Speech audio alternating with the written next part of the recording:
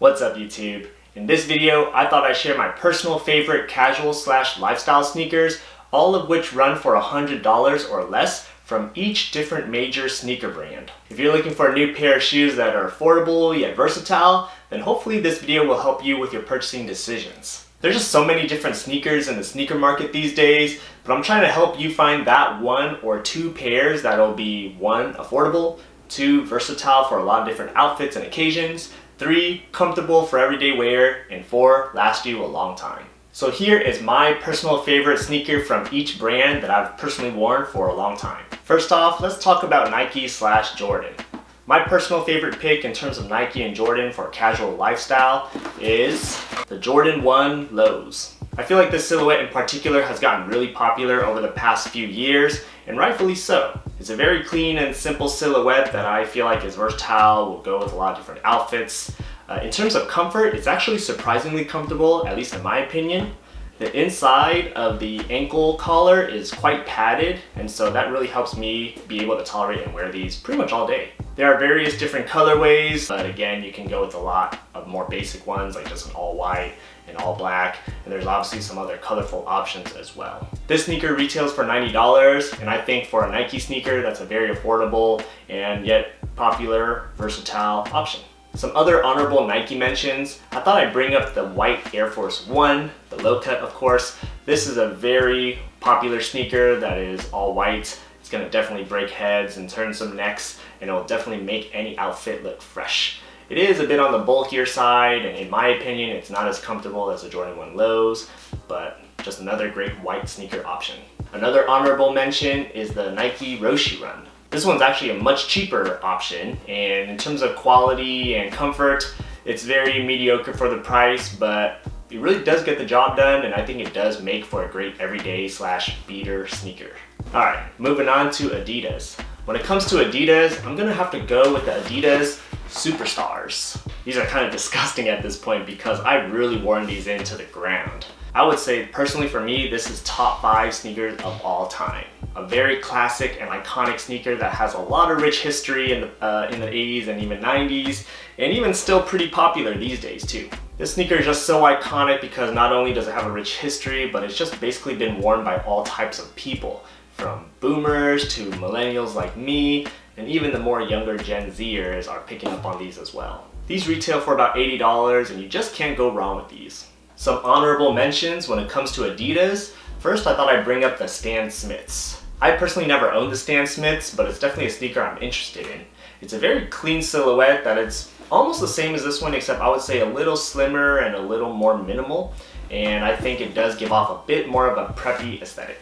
I think those also retail for about $80, but again, another safe pick when it comes to Adidas. Another honorable mention is the Adidas Continental 80s. I actually owned a pair of the 80s back in the day, and I will say that I am a big fan of the retro type of silhouette, but my only little downside about that sneaker is that it's just not as comfortable as the Superstars. They also do retail for $80, so if you really are into that retro type of aesthetic, I think the 80s will be a great choice for that purpose. Next up, let's talk New Balance. Made in the USA, the 997H is a great affordable option when it comes to New Balance. This classic gray colorway on any New Balance sneaker is just very iconic, very classic, and very easy to wear. Aside from the gray colorway, of course there are many other different colorways to choose from, but the 997H otherwise is a very comfortable and affordable silhouette. And again, touching on comfort-wise, this is arguably the most comfortable sneaker on this entire list. These retail for anywhere between $80 and $100 depending on the colorway. Alright, next up, let's quickly talk about Reebok.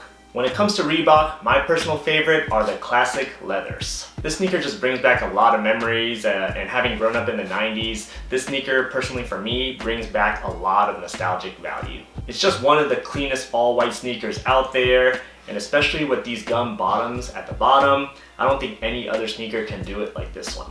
It's just personally for me one of my favorite all-white sneakers, and this sneaker is really great for the spring and the summer especially. You are bound to turn heads with these for sure. The Reebok Classic Leathers also retail for about $80, and for that price, you can't go wrong with a nice clean pair of white Reeboks. Alright, next up, let's talk about Puma. When it comes to Puma, my favorite silhouette is the Puma suedes. This sneaker, just like the Reebok classic leathers, both of them really give me a lot of nostalgic value, and I really love them having grown up in the 90s. They both have a really rich history when it comes to streetwear and hip-hop, which is really what I was into at the time. But these days, really, it's a respectable sneaker for all walks of life.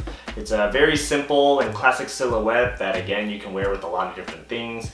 You just can't go wrong with this. The Puma suedes retail for about $65, and that does make this sneaker the most affordable sneaker on this entire list.